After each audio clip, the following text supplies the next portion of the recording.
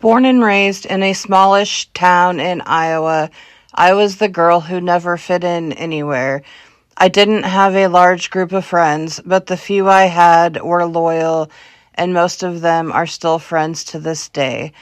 I had some childhood trauma that led to food addiction at a pretty young age. My mom tried to get me help, but I have avoided dealing with the traumas my entire life, even to this day, only keeping me sick. In 2005, I found out I had congenital spinal stenosis, and that began the road to back surgeries, chronic pain, and disabilities. By 2011, I had had 4 failed back surgeries, and my spine was weaker than any alive person should be. I found the best surgeon ever, and he spent 9 hours fusing my spine and fixing the hack job the previous neurosurgeon did. They had a hard time getting me off the ventilator, so I was on it for 5 days after that. I guess some pretty traumatic things happened during my 5 day nap. When I woke up, the nerve pain in my leg was gone, but something was clearly wrong with my right arm and hand. After testing and the worst pain ever, it was determined the PICC line they put in was put in through my nerve, and I wasn't awake to tell them there was a problem, so it sat there in my nerve for 7 days and gave me permanent nerve damage there. I also had permanent nerve damage in my left leg and foot from all the back surgeries and things. I had to give up the job I had and loved for 14 years and file for disability. It was recommended by my neurosurgeon as well. I was only 34 years old and I was crushed. I was awarded pretty quickly considering. Fast forward a few years, and I moved to the southern Indiana area to be with my family, as my mom moved here after my stepfather passed away to be closer to her grandkids and watch them grow up. Although I was thankful to be here close to them, I didn't have a great experience for a long time. I missed my friends back home terribly. I didn't really make any new friends here.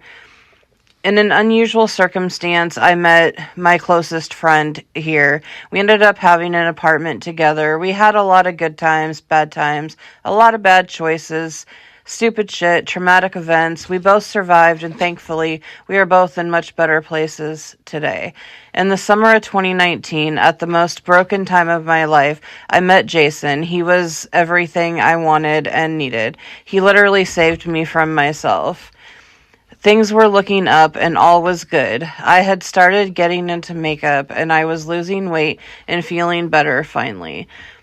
Then I fell and had a complete Lisfranc ligament tear. If you aren't familiar, it's the worst thing you can do to your foot. I had surgery and then had to be non-weight bearing for 3 months.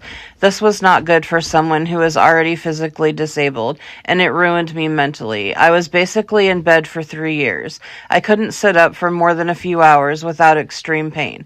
Life was not good. During this, Jason's best friend, who has become one of my best friends, got cancer for the second time in 3 years, and my closest friend's boyfriend had cancer and was losing his battle, and things were getting extremely dark for me.